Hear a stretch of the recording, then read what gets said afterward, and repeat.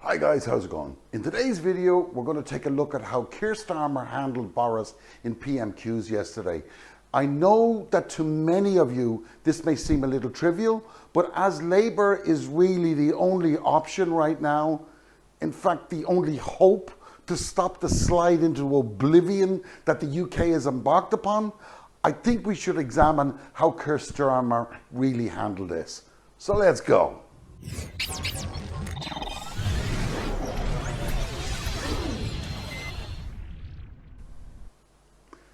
Guys, for 6 years, many, if not most who opposed Brexit, boarded a train of appeasement that Corbyn navigated prior to the Brexit vote.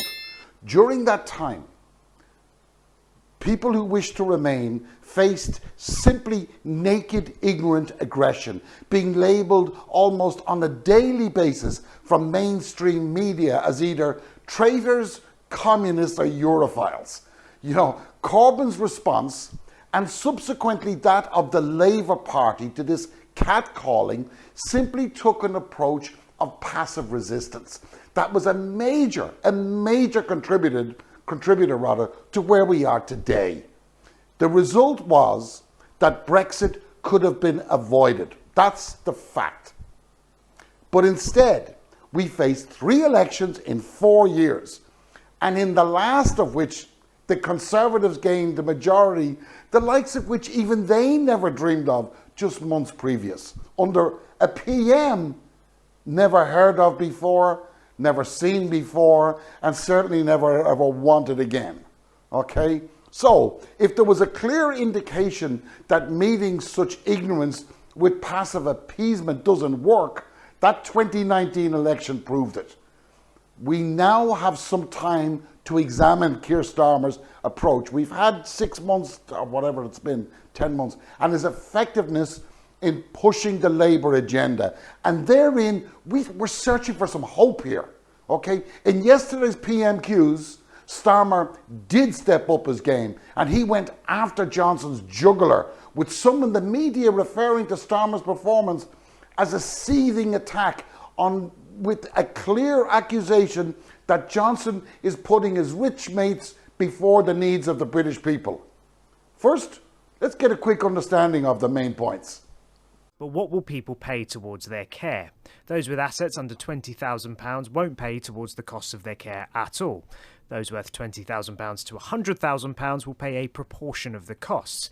And those with assets worth over £100,000 will pay for their care in full, up to a limit of £86,000. Now, on to Keir Starmer.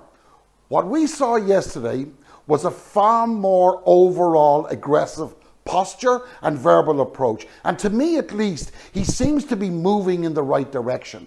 In the following clip, we're going to examine Starmer of old versus Starmer of yesterday. And it's quite remarkable, the difference. Let's take a look. Under this government, has the number of rape convictions and prosecutions fallen to a record low?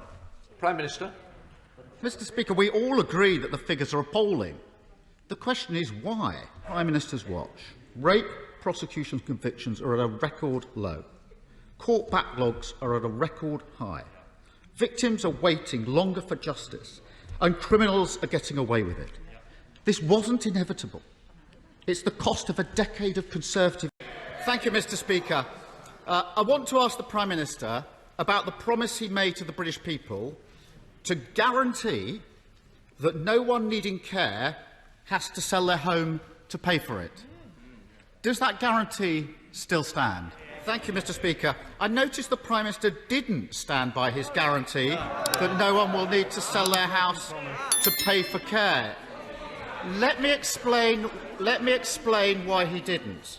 Under the Prime Minister's plan, someone with £186,000, if you include the value of their home, that's not untypical across the country in all of your constituents, facing large costs because they have to go into care, will have to pay £86,000 under his plan, and that's before living costs.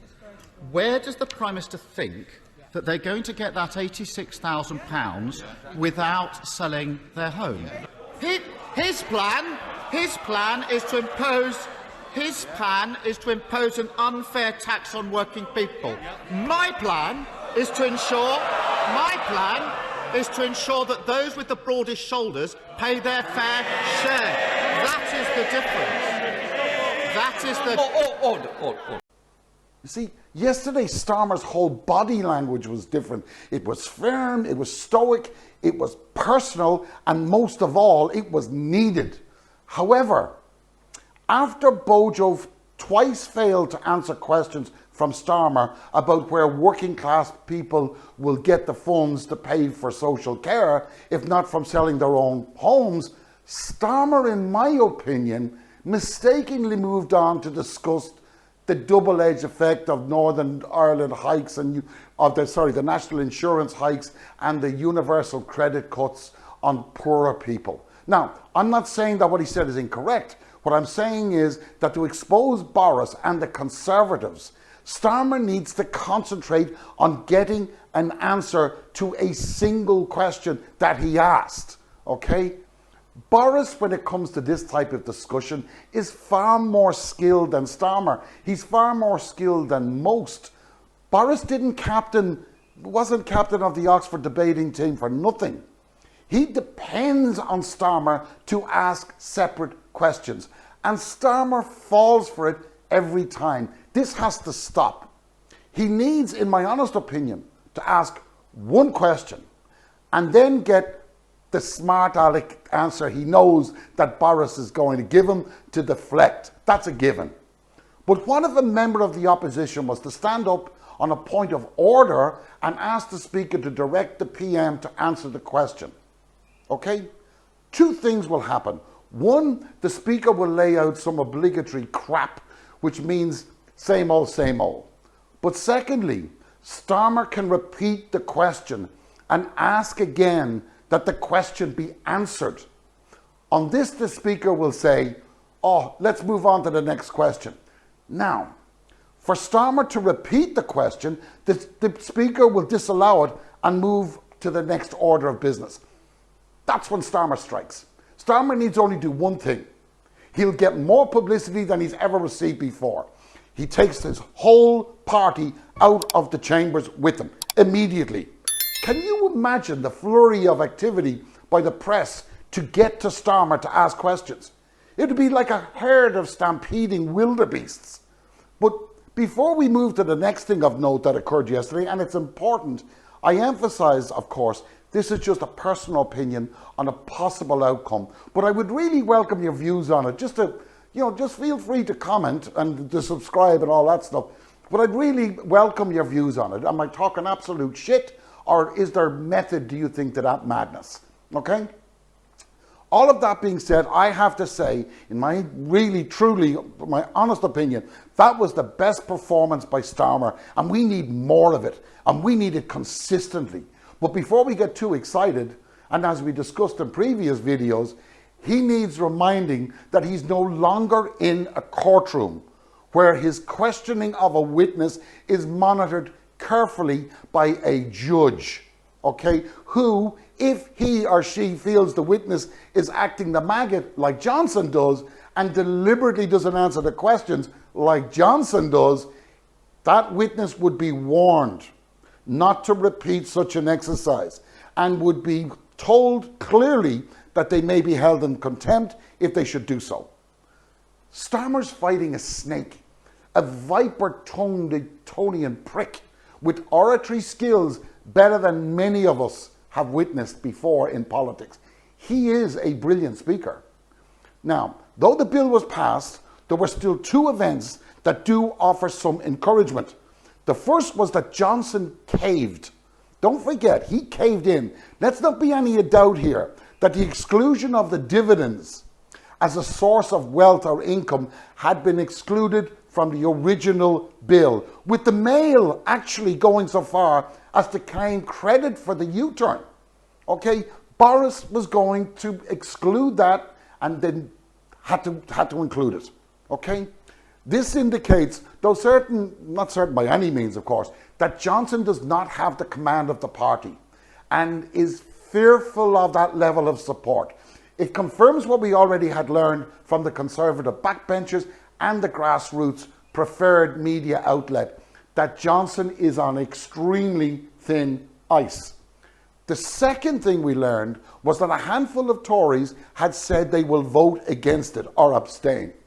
One amongst them was Jake Berry, and he's the chairman of the Northern Research Group, which represents those Tory MPs from the north of England. Now, this is a major event. We all know how fickle political support at the time of elections can be.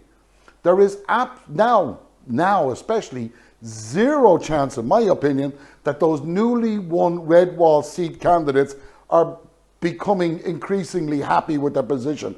They're not. They're becoming increasingly concerned about having a job in 3 years' time. Okay? However, it was the comment by Peter Bone that struck me more than any of the others, primarily because he was 100% absolutely correct. So let's see what he had to say. I have to say, this is the first time in all my time in Parliament that a Ways and Means motion has debated all day. It seems to me that this has been more like a general debate on the NHS and social care. In other words, there is a bill that we discuss. It's laid out there. So there should have been there should have been a care bill, a social care bill. We should have had that bill. We should have been able to debate the principle of that, and then immediately afterward voted on the Ways and Means.